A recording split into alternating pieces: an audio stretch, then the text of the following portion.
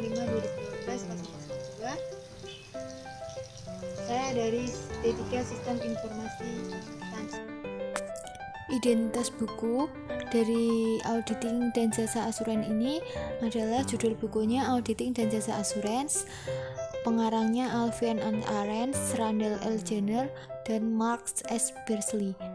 Penerbitnya Erlangga di Jalan H. Babing Raya nomor 100 Ciracas, Jakarta 13740 tahun 2008, jilid 1 edisi ke-12, tebal halaman 567 halaman. Kita selanjutnya akan membahas tentang sinopsis buku. Buku Auditing dan Jasa Asuran ini merupakan pengantar untuk memahami jasa auditing dan jasa asuran lainnya. Buku Auditing dan Jasa Asuran ini dimaksudkan untuk dipakai dalam mata kuliah 1 semester. Buku Auditing Jasa ini juga tepat untuk kasus-kasus pengembangan profesi yang bersifat pengenalan bagi kantor akuntan publik, auditor internal, dan auditor pemerintah. Tujuan buku Auditing dan Jasa Assurance adalah memadukan konsep-konsep auditing yang paling penting dengan cara yang logis untuk membantu mahasiswa memahami pengambilan keputusan audit dan pengumpulan bukti-bukti dalam lingkungan audit yang kompleks dewasa ini. Dengan memahami tujuan-tujuan yang harus dicapai dalam bidang audit tertentu, risiko yang berkaitan dengan penugasan itu, serta keputusan yang harus diambil, mahasiswa dapat menemukan bukti yang tepat yang harus mereka kumpulkan beserta dengan cara mengevaluasi bukti tersebut. Esensi dari buku Auditing dan Jasa Assurance edisi ke-12 jilid 1 ini mencakup pembahasan tentang standar penilaian risiko yang baru dan standar-standar baru yang berkaitan dengan komunikasi dan pihak-pihak yang memikul tanggung jawab tata kelola.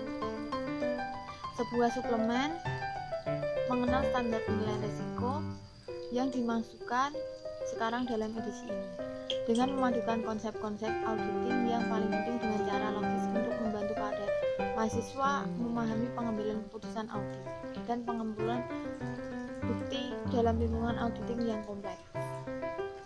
Kelebihan buku dari Auditing dan Jasa Asuran ini telah dilengkapi dengan hal-hal baru seperti bab pengantar tentang brand baru yang dijelaskan mengenai kerangka kerja dan prinsip-prinsip IFRS. Prinsip IFRS yang terintegrasi di seluruh buku, fitur berfokus pada keuangan Nokia yang terintegrasi di setiap bab.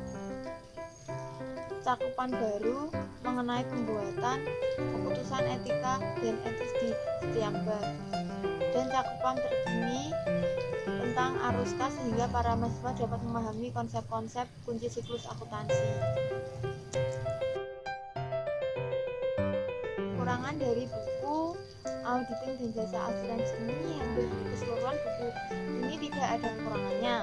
Tapi jika kita tidak membaca berulang kali, mungkin ada yang kurang paham karena di dalamnya terdapat bahasa asing yang sulit dimengerti oleh pembacanya sendiri.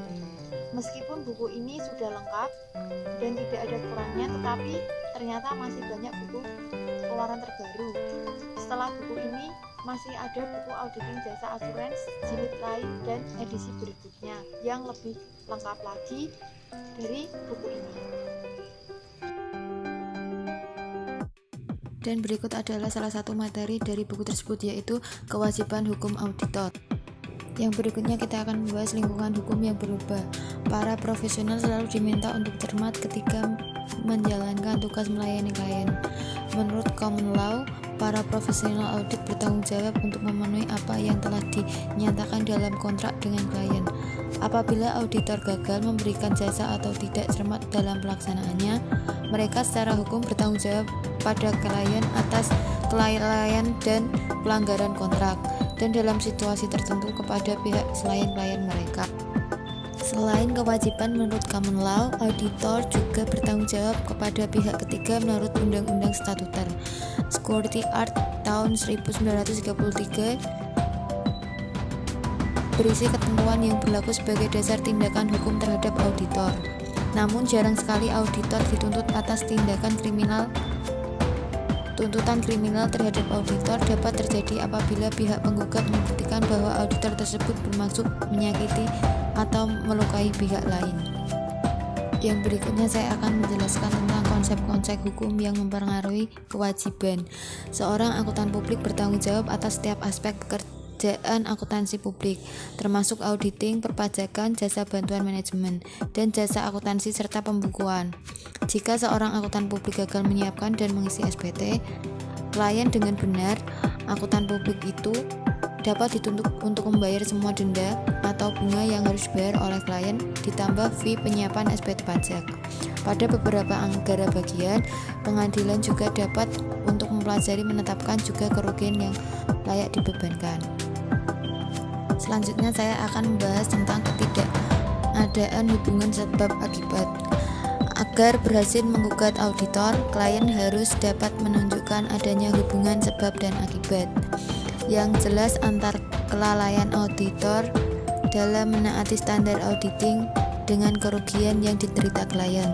Klien mengatakan bahwa hal ini menyebabkan bank tidak bersedia membaharui pinjaman, sehingga perusahaan menderita kerugian. Auditor akan membela diri dengan mengatakan bahwa bank menolak membaharui peminjaman karena alasan lain. Yang selanjutnya, kewajiban terhadap pihak ketiga menurut common law. Akuntan publik juga dapat memiliki kewajiban kepada pihak ketiga menurut common law. Pihak ketiga meliputi pemegang saham aktual dan calon pemegang saham, pemasok, bankir, dan kreditor lain, karyawan, serta pelanggan. Kantor akuntan publik dapat mempunyai kewajiban terhadap pihak ketiga jika pihak yang mengklaim menderita kerugian akibat mengandalkan laporan keuangan yang menyesatkan.